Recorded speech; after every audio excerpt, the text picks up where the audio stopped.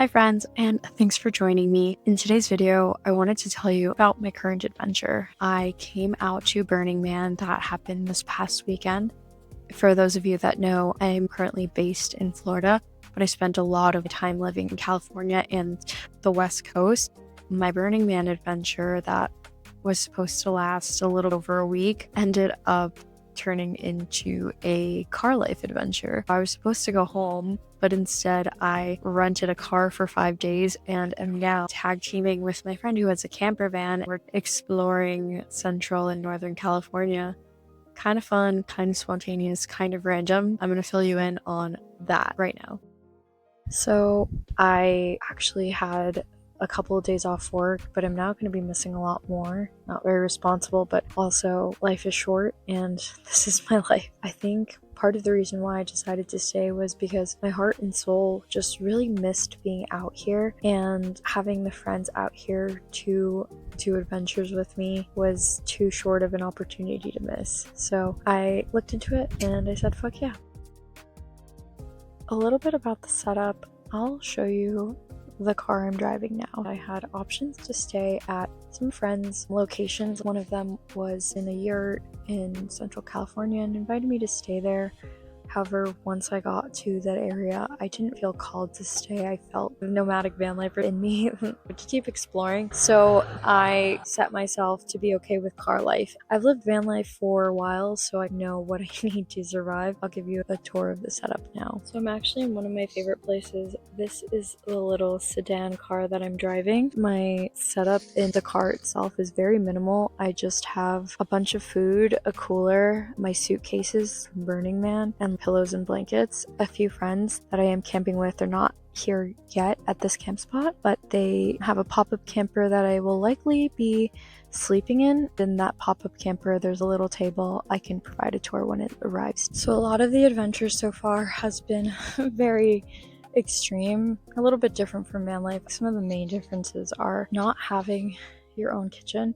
We were cooking in a parking lot, out of a car, on top of a suitcase. And that's totally fine. It's just different. A little more ghetto, a little more fun. I'm enjoying car life. It's making me realize how much I miss being on the West Coast, honestly. I think more adventures will come back to me. I think I'm calling more of being back in my van again. And we'll see how that goes. I'll keep you updated. So this is our camper setup. It's gonna be a pop-up, but right now we are very slanted.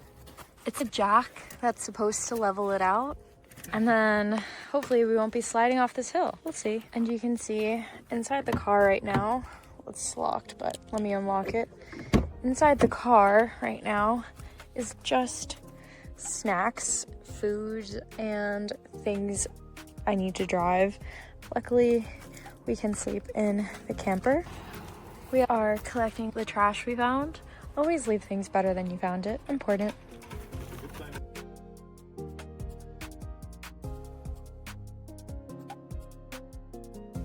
A little bit about the adventures we had yesterday, because I didn't really focus on filming that. With the car troubles that my friend was having, we were required to find a part in the nearby city. So we left the Reno area and drove to a smaller town in the California forest area. We had a hard time finding mechanics, especially on weekends. So the next best bet, I recommended my friend to just look up a YouTube video, see if they could find the part and fix it himself.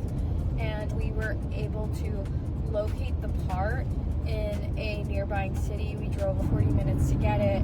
He felt confident enough to make the replacement himself with, a little bit guidance from YouTube University. And then we spent the day by the river with my friends, and it was just a lovely time. I'll post some clips so you can see what it was all about. He was able to switch the part, and now we're on the road again. The adventure continues. We are heading from Central California up to Northern California. I'm still in my car. I was supposed to give this car to one of my friends so they could venture out, and I was going to travel with my friend in their van. However, a lot of the timelines got messed up because of the car issues that my friend's van was having.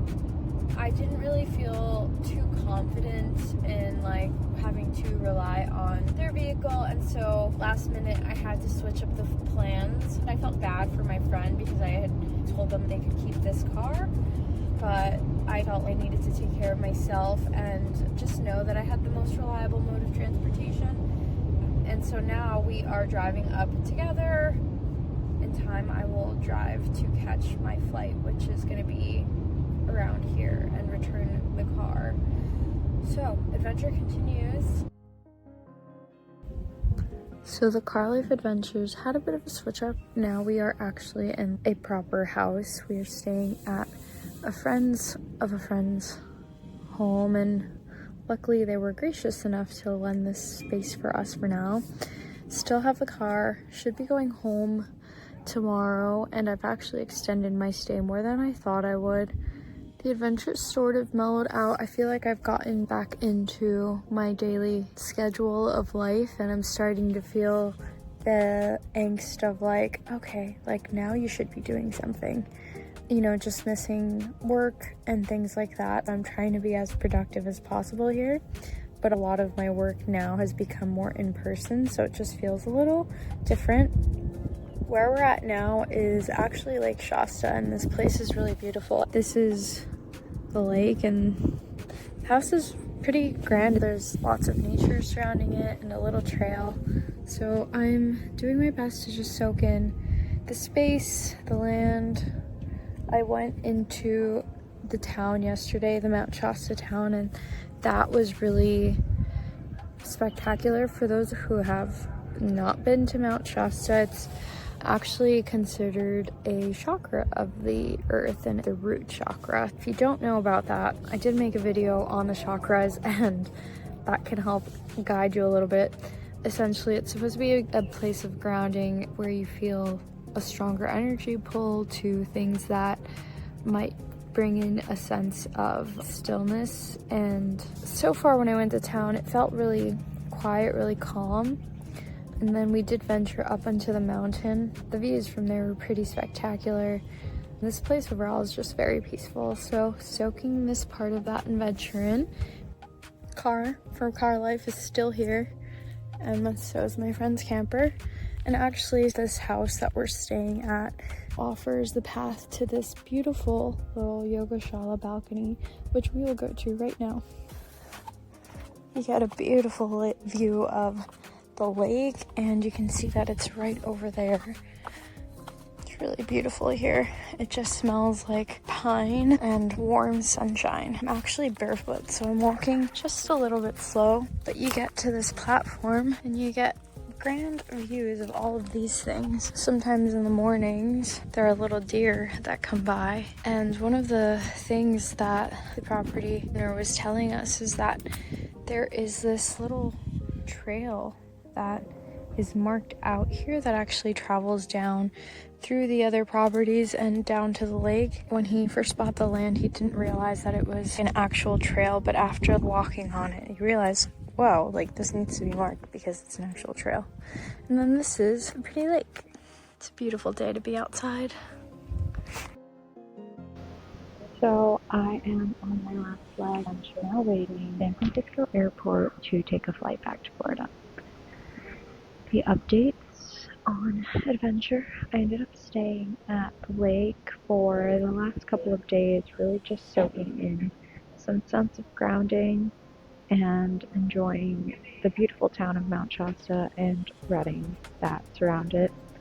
There's so much beautiful nature.